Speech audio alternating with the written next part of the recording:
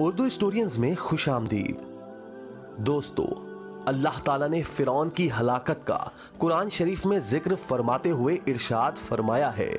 کہ جب فرعون نے اپنے شاہانہ تکبر کے تحت حضرت موسیٰ علیہ السلام کی تکذیب کی اور ان کی قوم بنی اسرائیل کے علاوہ ان تمام لوگوں پر جو ان کی رسالت پر ایمان لے آئے تھے ظلم کی انتہا کر دی، تو اللہ تعالیٰ نے سزا کے طور پر اسے، اس کے امراء و وزراء اور لشکر کو دریا میں غرق کر دیا، اور فرعون کے مال و متاع پر انہی لوگوں یعنی بنی اسرائیل کو جو اس کے نزدیک کمزور اور بے کس و بے بس تھے قابض کر دیا۔ اس سے قبل بنی اسرائیل کو حکم دیا گیا تھا کہ وہ اپنے مویشی ذبح کر کے ان کا خون نشانی کے طور پر اپنے گھروں کے دروازوں پر لگا دیں، مگر ان مویشیوں کا گوشت خود پکا کر نہ کھائیں، البتہ وہ ان کے سری پائے چاہیں تو اپنے استعمال میں لا سکتے ہیں۔ دوستو، آج کی ویڈیو میں ہم آپ کو فرعون کی ہلاکت کے بعد بنی اسرائیل کے احوال سے آگاہ کرنے کی کوشش کریں گے۔ ویڈیو میں آگے بڑھنے سے پہلے اگر چینل پر نئے ہیں تو سبسکرائب کر کے بیل کا آئیکن پریس کریں تاکہ آپ کو آنے والی ہر ویڈیو کا نوٹیفیکیشن ملتا رہے۔ دوستو، جب فرعون کے امراء و وزراء کا لشکر اور وہ خود حکم الہی سے دریا میں غرق ہو گیا تو اللہ تعالیٰ نے بنی اسرائیل کو مصر کے مشرقی و مغربی علاقوں پر قابض فرما کر انہیں وہاں آباد ہونے کی اجازت دے دی۔ جہاں تک اہل مصر کا تعلق ہے، وہاں فرعون کے امراء و وزراء کی بیویاں یا وہاں کے نچلے طبقے کے غریب لوگ باقی رہ گئے تھے، جن سے ان امراء و وزراء کی بیویوں نے مجبوراً شادی کر لی تھی اور ان کی غربت کی وجہ سے ان پر حاوی ہو گئی تھیں۔ یہی وجہ ہے کہ آج بھی مصر میں وہی روایت چلی آتی ہے، یعنی وہاں کی عورتیں مردوں پر غالب اور حاوی چلی آ رہی ہیں۔ جب بنی اسرائیل نواح مصر میں آباد ہو گئے تو وہاں ہر سال کئی عیدیں منایا کرتے تھے، جن میں ان کی عورتیں دف بجا کر خوشی کا اظہار کیا کرتی تھیں، اور ان میں پیش پیش خود مریم بنت عمران یعنی حضرت موسیٰ و حضرت ہارون علیہ السلام کی بہن ہوتی تھیں۔ جہاں تک عیدوں کے موقعوں پر بنی اسرائیل کی لڑکیوں کے دف بجا بجا کر گیت گانے اور مریم بنت عمران کے اس میں پیش پیش رہنے کا تعلق ہے، تو خوشی کے مواقع پر اظہار مسرت کے طور پر یہ رواج عربوں میں بھی تھا۔ دوستو، اہل کتاب کی روایات کے مطابق دریا میں حضرت موسیٰ علیہ السلام اور ان کے ہمراہیوں کے لیے جو خشکی کا راستہ بنا تھا، وہ دریا کے کنارے پانی پر حضرت موسیٰ علیہ السلام کے اپنا عصا مارنے سے بنا تھا، اور وہ فرعون اور اس کے ساتھیوں کے دریا میں اترنے کے بعد غائب بھی تب ہی ہوا تھا جب حضرت موسیٰ علیہ السلام نے دریا کے دوسرے کنارے پہنچ کر وہاں پانی پر دوبارہ عصا مارا تھا۔ واللہ عالم۔ بہرکیف اس واقعے سے قبل بنی اسرائیل سالہ سال سے مصر میں آباد چلے آ رہے تھے، اور اس کے بعد بھی وہ وہاں کم و بیش 430 سال تک اس کے نواحی علاقوں میں آباد رہے۔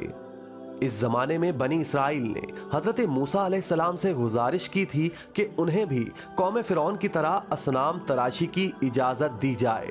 تو حضرت موسیٰ علیہ السلام نے ان سے فرمایا تھا، کیا تم بھی نادان قوم ہو؟ تقریباً 430 سال کے بعد، جیسا کہ بعض روایات میں بتایا گیا ہے، بنی اسرائیل شام کی طرف چلے گئے تھے۔ اکثر مفسرین نے بنی اسرائیل کے بارے میں جو بیان کیا ہے کہ بنی اسرائیل کے بھیجے ہوئے جو 12 آدمی شاہ جبارین کے پاس یک کے بعد دیگرے آئے تھے، وہ قد و قامت کے لحاظ سے ایسے طویل القامت اور فربا اندام تھے کہ انہیں دیکھ کر اس نے کہا، کیا یہ بنی آدم ہے؟ تو یہ صرف کہانیاں اور اسرائیلیات کے خرافات سے ماخوذ ہیں، کیونکہ یہ بات صریحاً خلاف عقل اور بعید از قیاس ہے۔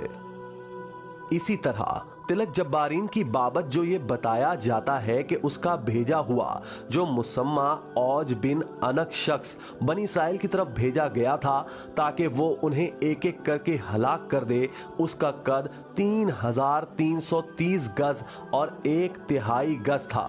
اور اس کے کھانے کے لیے اس نے جو انگور اور اسی قسم کے پھلوں کے جو خوشے اسے دیے تھے، ان میں سے ایک ایک دانہ اتنا بڑا تھا کہ وہ موٹے سے موٹے اور قد آور شخص کے پورے دن کی خوراک ہو سکتا تھا۔ تو وہ سب بھی اسرائیلیات میں درج دیگر خرافات کی طرح صرف خرافات و فضولیات ہی گردانا جا سکتا ہے، کیونکہ رسول اللہ صلی اللہ علیہ وآلہ وسلم کی ایک متفقہ صحیح حدیث کے مطابق آپ صلی اللہ علیہ وآلہ وسلم نے ارشاد فرمایا تھا کہ اللہ تعالیٰ نے انسان کا قد پہلے زیادہ سے زیادہ 70 فٹ بنایا تھا، لیکن پھر رفتہ رفتہ اس میں کمی ہوتی چلی گئی۔ اسی طرح اسرائیلیات میں درج یہ بیان بھی جو اوف البقالی سے مروی ہے اور ابن جریر نے اسی کے حوالے سے پیش کیا ہے، سراسر لغو ہے کہ جب اوج بن انک بنی اسرائیل کی طرف آ رہا تھا تو پہلے وہ ایک عظیم پہاڑ کے دامن میں پہنچا تو اس نے اس پہاڑ کو اٹھا کر بنی اسرائیل پر پھینکنا چاہا تھا، لیکن اس وقت کہیں سے ایک پرندہ نمودار ہوا اور اس نے اس پہاڑ کو ٹکڑے ٹکڑے کر ڈالا اور اس کے ایک ٹکڑے کا حلقہ بنا کر اس کے گلے میں ڈال دیا۔ یا یہ کہ حضرت موسیٰ علیہ السلام کا قد خود 10 گز تھا، ہوا میں 10 گز اچھلے تھے تو اوج بن انک کے صرف ٹخنے تک پہنچ پائے تھے، تاہم انہوں نے اس کے ٹخنے پر ہی اپنا عصا مار کر اسے ہلاک کر دیا تھا۔ یہ صرف ایک ناقابل یقین مضحکہ خیز کہانی لگتی ہے جسے اوف البقالی ہی نے بیان کیا ہے، اور ابن جریر نے اسے ابن عباس رضی اللہ تعالی عنہ کے حوالے سے پیش کیا ہے، لیکن ابن جریر کی یہ سند محل نظر ہے۔ اس کے علاوہ جیسا کہ قرآن کے علاوہ دیگر معتبر روایات سے ثابت ہے، بنی اسرائیل نے حضرت موسیٰ سے جہاد کی مخالفت کرتے ہوئے کہا تھا کہ وہ اپنے دشمنوں سے خود جہاد کریں اور اپنی مدد کے لیے اپنے خدا کو بلائیں۔ بنی اسرائیل کے جن 2 اشخاص کے بارے میں بتایا گیا ہے کہ وہ اپنی قوم کے ان اعمال اور ان کے خلاف مذہب حرکات پر انہیں خدا سے خوف کی وجہ سے ٹوکتے تھے، ان کے نام ابن عباس، مجاہد، اکرمہ، عطیہ، السادی، ربی بن انس کے علاوہ متعدد دوسرے سکہ رافیوں نے یوشع اور قالب بتائے ہیں، جن پر اللہ تعالیٰ نے ان کے اہل ایمان ہونے کی وجہ سے نوازش فرماتے ہوئے انہیں انعام سے نوازا تھا، جبکہ خود حضرت موسیٰ علیہ السلام نے اللہ تعالیٰ سے عرض کیا تھا، یا اللہ مجھے صرف اپنے اوپر اور اپنے بھائی پر اختیار ہے، اس لیے ہمیں اور اس فاسق قوم کو علیحدہ علیحدہ کر دے۔ دوستو، انہی 2 وجوہات کی بنا پر بنی اسرائیل متواتر 40 سال تک روئے زمین پر بھٹکتے پھرے تھے اور انہیں کہیں ٹھکانہ نہ ملا تھا،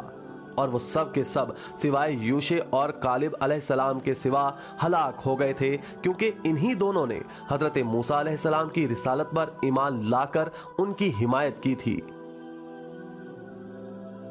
آج کی ویڈیو میں بس اتنا ہی۔ امید ہے آج کی ویڈیو سے آپ کو کچھ نیا جاننے کا موقع ملا ہوگا۔ اگر ویڈیو پسند آئے تو اس کو لائک اور شیئر کر کے اپنی قیمتی رائے کا اظہار کمنٹ باکس میں ضرور کیجیے گا۔